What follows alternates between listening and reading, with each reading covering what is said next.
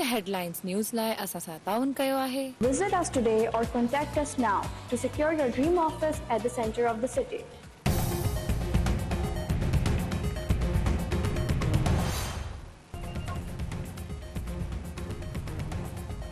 कच्चे में धाड़ेलनि खिलाफ़ पुलिस रेंजर्स ऐं फ़ौज जी मदद सां ऑपरेशन करण जो फ़ैसिलो। निगरान सिंध सरकार तरफ़ां कच्चे में इंटरनेट जी सहूलियत ख़त्म करण जो हुकुम। सिंध जे निगरान वॾे वज़ीर जस्टिस रिटायर्ड मक़बूल बाक़ जी सदारत हेठि सूबाई काबीना जो इजलास। अमन अमान जी सूरत बाबति ब्रीफिंग। कच्चे में सुठी साख रखंदड़ पुलिस ऑफिसरनि ऐं अहलकारनि खे मुक़ररु करण जी हिदायत। घोटकी ऐं कंदकोट विच में पुल ते कमु शुरू करण जो हुकुम। ड्रग माफ़िया ख़िलाफ़ ऑपरेशन ऐं मंशा जे आदी माण्हुनि जा मर्कज़ बहाल करण जो हुकुम। निगरान वॾे वज़ीर जस्टिस रिटायर्ड मक़बूल बाक़ जो चवणु आहे त शहरनि जी हिफ़ाज़त करणु हुकूमत जो कमु आहे। को बि शख़्स मोबाइल फ़ोन खणी नथो निकिरी सघे। अहिड़ी सूरत क़बूल जो बि नाहे।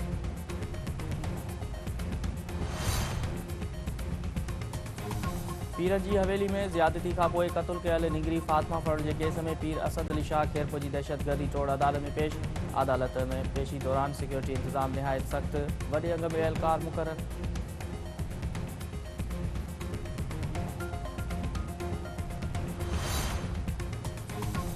कराची के इलाइक़े बफर ज़ोन में पुरस्कार नमूने गोली लॻण सबबि निगरी क़तल। सिंध जे गवर्नर कामरान टसूरी वाक़े जो नोटिस वरितो। रिपोर्ट तलब।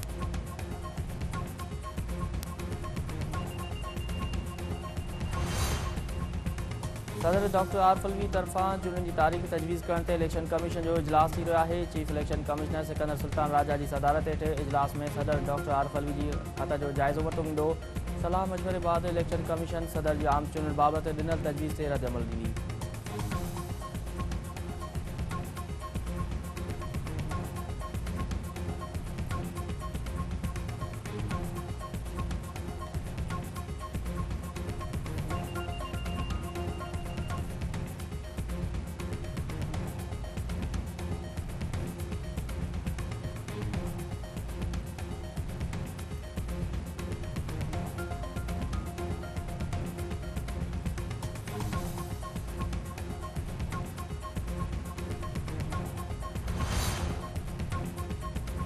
अमरीकी पढ़ी खाते जे तर्जुमान मैथ्यू मिलर चयो आहे त पाकिस्तान में आज़ाद शफ़ाफ़ ऐं वक़्त सां चूंडूं थियणु घुरिजनि। हू पाकिस्तानी इख़्तियारनि ते ज़ोर ॾियनि था त चूंड अमल खे पाकिस्तान जे क़ानून मूजिबि अॻिते वधाए वञे।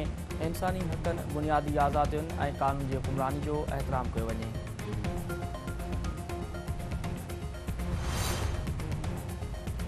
People's party chairman Bilawal Bhutto Zardari जी सदारत हेठि सीसी जो इजलास थी रहियो आहे। लाहौर में थींदड़ इजलास में मुल्क जी मजमूई सियासी सूरतहाल ते गौर वीचार कयो वेंदो।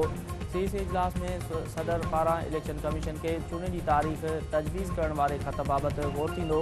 चीफ इलेक्शन कमिश्नर सां गॾिजाणी बाबति जोड़ियल कमेटी बि पंहिंजी रिपोर्ट CAC खे पेश कंदी। इजलास में आम चूंडनि वक़्त सिर थियणु, चूंड शेड्यूल ऐं चूंड हुकूमत अमली ते गौर कयो वेंदो।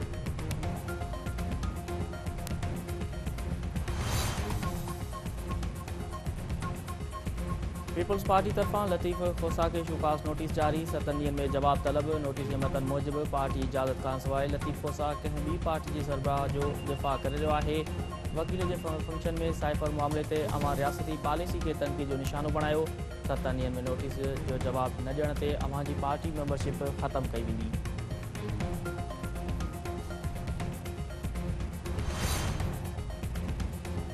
परॾेही ऑफिस जी तर्जुमान मुमताज़ ज़हरा बलोच चयो आहे त वालारल कश्मीर में मुसलसल इंसानी हक़नि जूं भञकड़ियूं थी रहियूं आहिनि।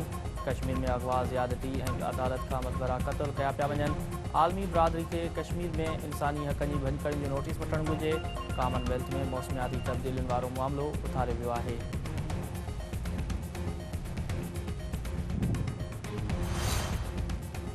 लिबिया में खौफ़नाक ॿोॾि जे नतीजे में फ़ौतुनि जो अंग 20,000 खां वधण जो ख़दशो। ॿोॾि जे नतीजे में 8,000 माण्हू फ़ौत थियण जी तस्दीक़। 10,000 खां वधीक माण्हू अञा बि गुम। दरना शहर में समुंड किनारे ऐं रोडनि ते हर पासे लाश ई लाश। ओतरनि इलाइक़नि में कर्फ्यू लागू। तालीमी सरगर्मी मुअतल।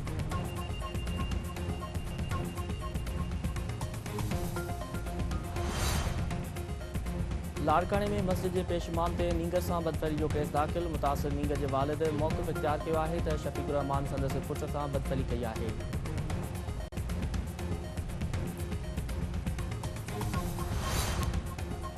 ॾखण में कारहं इल्ज़ाम हेठि औरत बेदर्दी सां क़तल, नौजवान मर्निंग। ॻोठु डिप्टी बंगलो में बबाल जी पंहिंजी न्याणी खे क़तल करे छॾियो, नौजवान ज़ख़्मी, घंटी जोगी हालत में अस्पताल मुंतक़िल।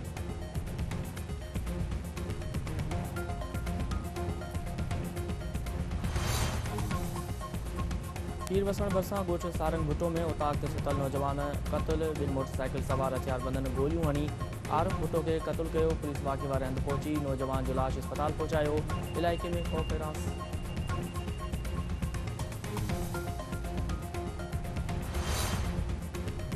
कराची मां महीनो अॻु पुलिस हथां गिरफ़्तार करे गुम कयल फैज़गंज वासी 3 पोरियत बाज़ियाब।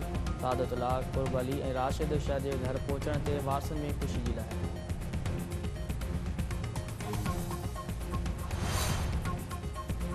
कढण में पाणी जी कोट ख़िलाफ़ आबादगारनि जो तारीख़ी माॻ अली बंदर खां सनी गुनी ताईं शार्ट मार्च ऐं धरणो। अॻवान जो चवणु आहे त अकरमबाग में पाणी जी कोट सबबि फसल सुकण जो शिकार थी विया आहिनि। शिकायतुनि बावजूदि आबपाशी अमले पाणीअ जी कोट जो नोटिस न वरितो आहे।